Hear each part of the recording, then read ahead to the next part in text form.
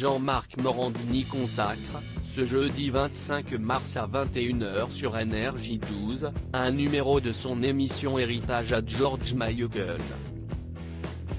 Pour l'occasion, Closer vous propose de revenir sur les derniers jours du célèbre chanteur britannique décédé le jour de Noël 2016.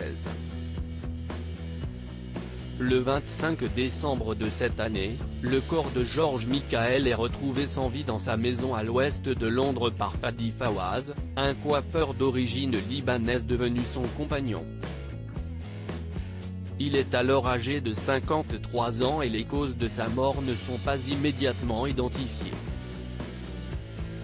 3 mois plus tard, en mars 2017, les résultats de l'autopsie de George Michael sont enfin dévoilés.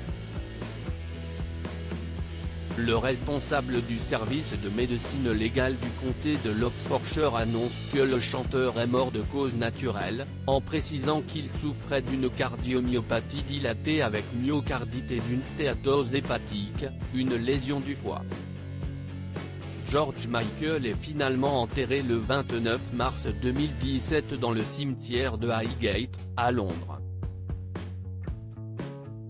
Depuis, ils sont nombreux à se disputer son héritage.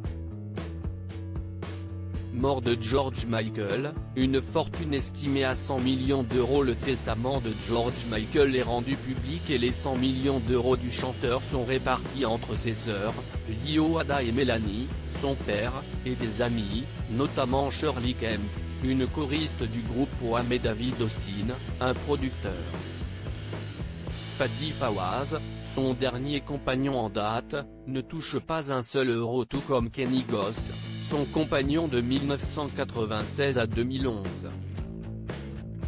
Le coiffeur libanais semble avoir beaucoup de mal à se remettre de la disparition du chanteur britannique. En effet, il y a quelques semaines, il a été arrêté après avoir brisé la vitrine d'une boutique en plein centre de Londres.